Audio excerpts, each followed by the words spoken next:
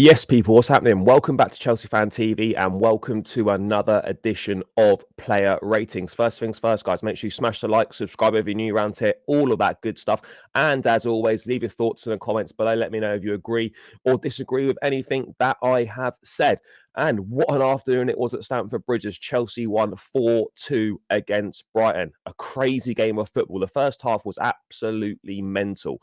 Cole Palmer getting 4 goals, doing what he does. Winter came early for sure at Stamford Bridge yesterday. A couple of howlers from Robert Sanchez because that's what he does. But nonetheless, 3 more points, 3 wins in a row in the league now, 4 wins in a row in all competitions. And we are starting to build some momentum in terms of the team itself, exactly as what I expected it to be, reverted back to the same side that beat West Ham with just Malo Gusto coming in for Tosin, which made total sense in my view. I know a lot of people were saying that Tosin should have started, but for me, you don't break up the partnership after 5 games where there's no real reason to do so. But let's dive into these ratings. And obviously, in the last few editions of the player ratings, I've been pretty, complimentary about Robert Sanchez. Well, unfortunately, a leopard never changes its spots, and neither does a Sanchez, because no matter how good his start to the season has been, this is what he does. He's got this sort of mistake in his locker, and it will cost us. It will absolutely cost us. And it's not Halloween until next month, but it was an absolute horror show from Robert Sanchez yesterday at Stamford Bridge. At fault for both the Brighton goals. Terrible afternoon. Yes, he made 1 or 2 good saves that when we needed him. I think he made a good save from a believer shot. But other than that, after a couple of good performances in recent weeks, you can't do that. You simply cannot do that. The attack's not going to be able to bail us out every week. If he did that against Liverpool, he did that against Newcastle, if he did it against Arsenal, all games that we've got coming up, that probably costs us the game. And so, again, more evidence, not like we needed it, that Robert Sanchez simply is not, a title-winning caliber goalkeeper, which is where we aspire to be. And a serious upgrade does need to be made in that position. So for me, I'll be honest, the couple of saves that he did make, he can have, he can have 3. He can have 3 out of 10 for that. Everything else, awful. So I'm giving him a 3 out of 10. And the sooner we forget about his performance, the better. But absolute horror show in my view. Moving on to Malo Gusto then. Back in the team in the Premier League again after missing a couple of matches. Got 45 minutes under his belt against Barrow. Much needed to get him sharp for this game. And I thought he looked good. He grew into the game. He settled into it. Yes, Mitoma got past him a couple of times early doors, but I thought Gusto played really well. He got forward nicely, defended reasonably well after the first few minutes, and this was a solid performance from him. It wasn't anything spectacular, but it wasn't poor. He wasn't at fault for either of the goals, and yeah, this was a solid, if not spectacular, afternoon from Malo Gusto. But it's just nice to have a proper right back playing in the team again, because boy, does it make a big difference. But look, Gusto was just slightly better than average for me. I would give him, I think, a 6 out of 10 is fair for Malo Gusto. Moving on to Wesley Fofana then. He was back at centre-back after playing at right-back against West Ham. I think he did okay. There was a lack of protection in the white, in what was a pretty open game, particularly in that first half. But I thought he did reasonably well. He defended well. I thought he came out with the ball well on a couple of occasions. You can't really say he was at fault for either of the goals either. Yes, you've got to defend better as a unit, I suppose, but without Sanchez making those mistakes, those goals don't happen. So I'd give Fofana a 6 out of 10. I think, he's still finding his feet. He's still getting that match fitness back, that match sharpness back after being out for so long. But I think he's, growing in confidence, and his form is coming back week by week. So I would also give him a 6 out of 10. Moving on to Levi Colwill then. Unfortunately, it was his clearance that got closed down in the lead up to the first Brighton goal. Look, it was probably one of Colwell's least convincing displays of what's been a very, very good start to the season. By no means was he bad, but this was probably one of his worst performances, you would say.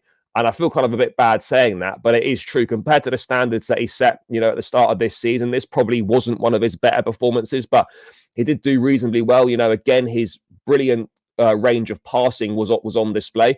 But other than that, I don't really think he offered an awful lot in this game. So I would give him a 5.5 out of 10. I think he was just a shade better than average, but there's definitely been better performances from him this season.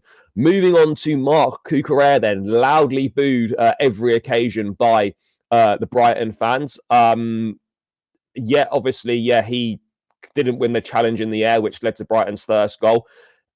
Really regrettably had a goal ruled out for offside, which would have been fantastic. But I thought he played pretty well. He inverted well into midfield. He's defended well. And this was another good performance from him. Got a brilliant ovation from the Chelsea fans when he got subbed off in the second half for Renato Vega. And this was good again from Cucurella. So I'd probably give him a 6 out of 10. It wasn't spectacular, but it was solid, and that's what you need. He's solid and he was dependable. So that's all you can ask for, in my view. So a 6 out of 10 for Cucurella against his former side. Moving on to another player up against his former side, Moises Caicedo, off the back of arguably his best performance in a Chelsea shirt against West Ham. This didn't quite reach those heights, if we're being totally honest. At times, he got overpowered by Baleba in midfield. He should have dealt with the ball quicker in the build-up to Brighton's opener. I think we can definitely say that. But he did take advantage of some of Brighton's ridiculous play when he winning the ball high up the pitch. And this was all right from Caicedo. I feel like I'm giving out a lot of like sort of 5.5, 6s, but that's sort of where a lot of the players were yesterday. So for me, this obviously wasn't anywhere near as good as West Ham. He still contributed well. He still played an important role. And I would give him a 6 out of 10 for that performance. It was better than average, but there wasn't anything special. There was no sort of like wow moments from him. He did his job and he did it reasonably well. But we will definitely see better performances from Caicedo over the course of the season. Enzo Fernandez, captaining the side. He looks, I'll be honest, I think he played reasonably well. But what I would say is he did look quite leggy in that midfield against Brighton. Brighton were quite dynamic in the middle of the park. And Enzo did look a little bit leggy. I think at times in the second half, he was a little bit slow on the ball when he could have released it forwards quicker. It wasn't just him, by the way. There are a number of occasions where players held onto the ball for too long, particularly in that second half, and they could have released it quicker, and we could have built a dangerous attack. And look, I do understand why people say that, maybe Fernandes is not the most athletic and he can get caught out, certainly in an end-to-end game, certainly, in that kind of basketball type of game. If he's got to get back quickly, he isn't the most athletic, and that's not a criticism. That's just how he is. So I thought this was okay. I'd probably give him a 5.5 for Enzo Fernandez, just a smidge better than average, but we do need to see a bit more from him. But fair play, I think that his time will come, and I think him and Caicedo is starting to look a little bit better together as a pairing. Madueke, I mean, people were saying that Neto perhaps should have started, and maybe he will start the next game against Forest. Who knows? But I thought Madueke was decent. He obviously won the free kick, which Palmer scored from.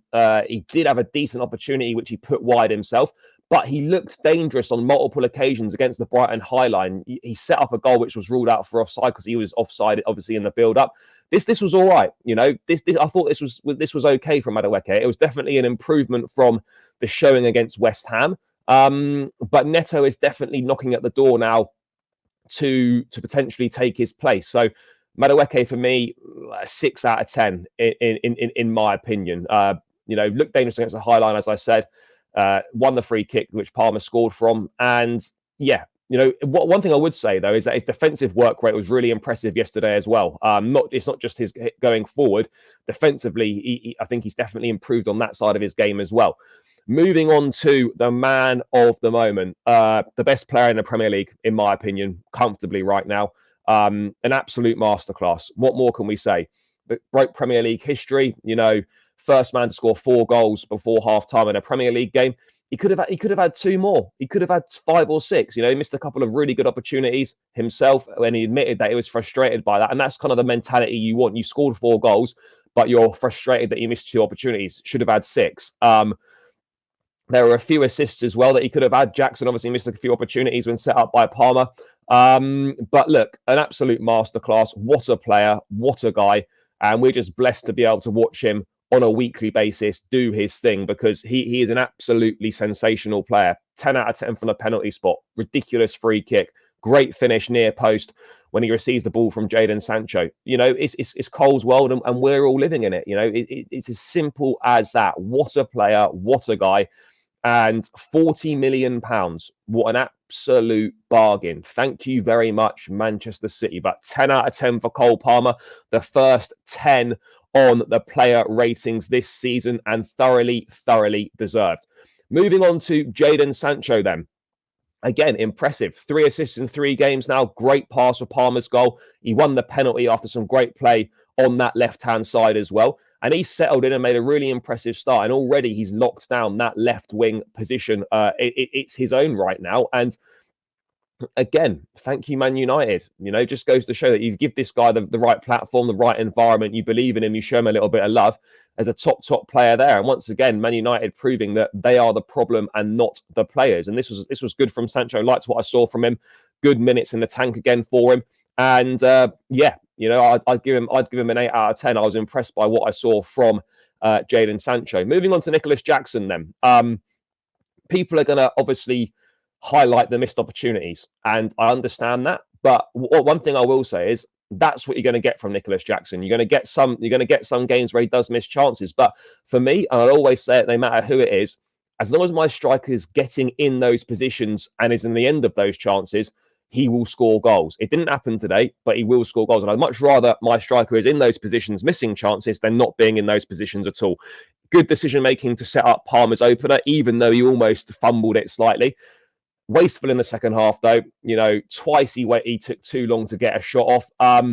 And look, the one that was cleared off the line, he didn't do anything wrong there. People were saying it was a bit slow. I don't think he could have done much more. It was just very good defending. Simple as that. But another assist, and that's what, 5 GNA in 6 games so far this season. Not a bad return for someone that cost 32 million quid. So for me, Nicholas Jackson, 6 out of 10, wasteful in front of goal, but still had an overall pretty good game and a standing ovation from the Chelsea fans when he went off. In terms of the subs, didn't really offer too much. I mean, it was great to see Lavia come back on, but him and Nkunku played 10 minutes. Can't really give them a rating at all. Neto probably played the most as a sub. He worked hard. He offered a different outlet. Other than that, not too much. Vega coming on for Cucurella, you know, tighten things up a little bit at left back, and then Mudryk come on. You know, it seemed like his game would be ideally suited to getting in behind Brighton's back line, but that didn't happen once. He saw very little of the ball. And yeah, that kind of rounds out the ratings of what was another enjoyable afternoon at Stamford Bridge. And by the way, the atmosphere was great as well, so fair play to the fans for that one. Amazing how much of a difference it makes when the team's playing well and the team is winning. But yeah, guys, those are my player ratings. Let me know your thoughts in the comments below. Run up the like, subscribe to Chelsea Fan TV if you're new around here, and I'll catch you again in another one soon. Up the Chelsea, and peace out.